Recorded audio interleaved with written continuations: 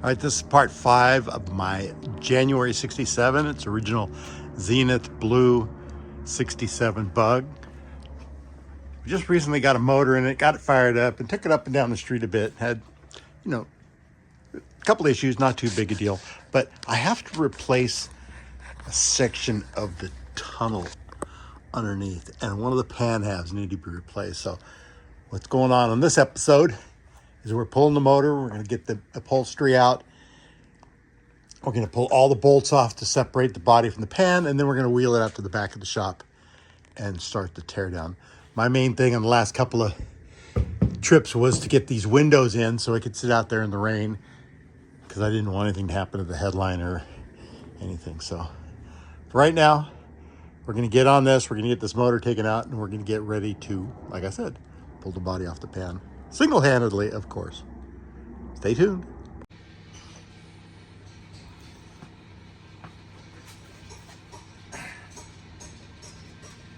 And just like so, we are out.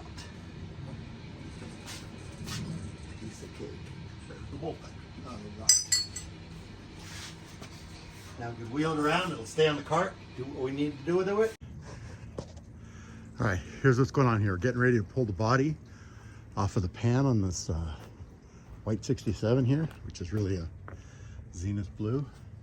So I've got all the bolts undone. Had to come through. Some things you have to remember here, that the master cylinder has to be disconnected. The rag joint, steering coupler has to be disconnected. The brake lights wires have to be disconnected. The horn, you have to disconnect that, or like somebody's done here in the past, to just snip it right here. And then I've also got to pull out the speedometer cable, and everything else is hooked up.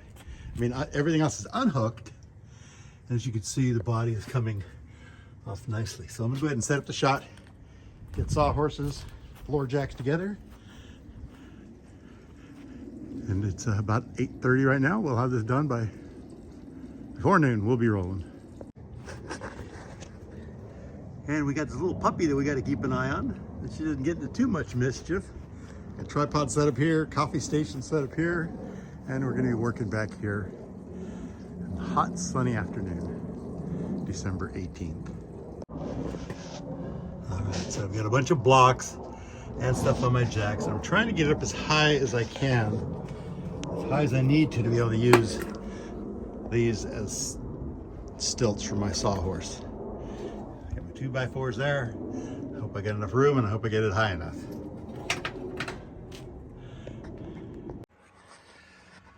All right, now it's time to lower the chassis down. Going as slow as possible to make sure that my sawhorses hold. That's what we got going on. I put a little foot brace on it. It's going to sit right there on the rear part of the apron, and then our pan's going to start coming down. All right, I know I should be moving cars around because I got everything in my way, and I'm letting this slowly come down, but I wanted to get a couple of shots of it. Looks like we're hitting on a tire right there, which is not good. All right, I got to put this camera down and get serious.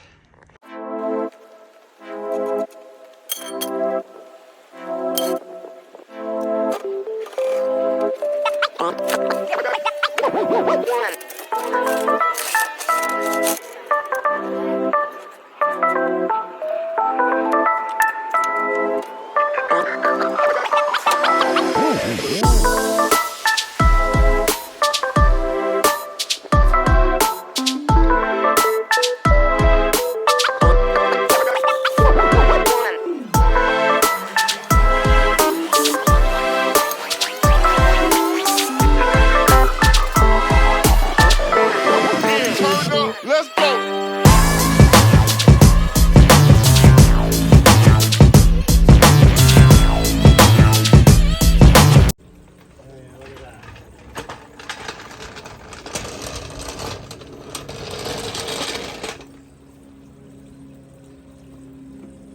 Now I should get lucky enough to be able to. Watch out, Lulu, unless you're going to help. Get out of the way.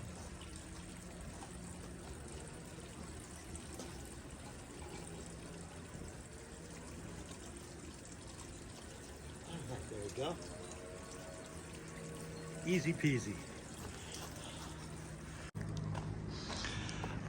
All right, so we've got the pan off with no issues. We're able to keep it rolling. This is up high enough, and we should be okay to have it sit here for just a few days. It's kind of odd. This is my second pan off in just 1 week. Crazy. I was planning to get into 3 of these all year, and here we are at the end of December, and I'm just getting to them now. All right, first things first, we're gonna look at the pan.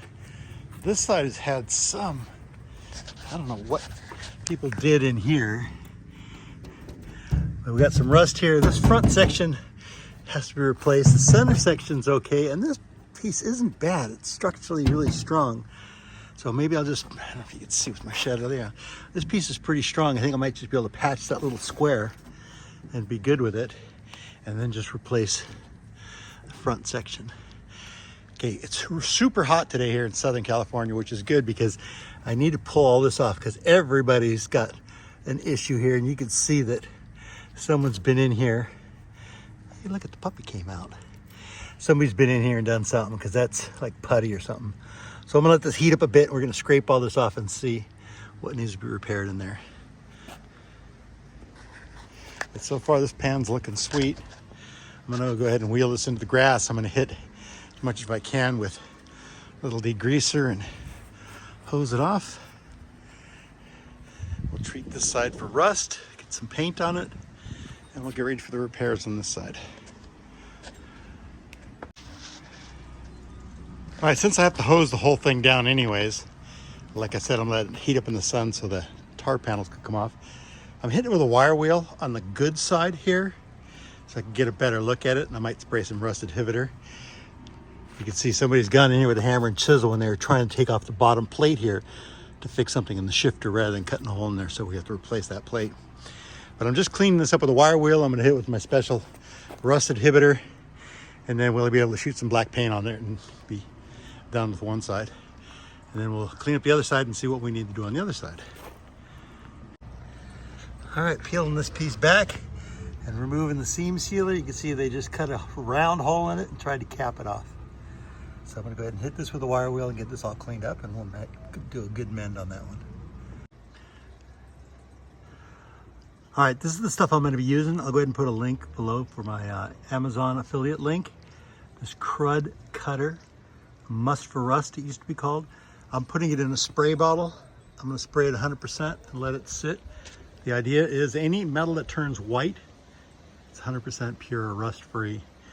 Either way, ready to be painted surface. So I'm just gonna go ahead and lay it all on that, even in that corner where it's beat up, and all through here, and we're gonna let it sit for about 10 minutes and hose it down.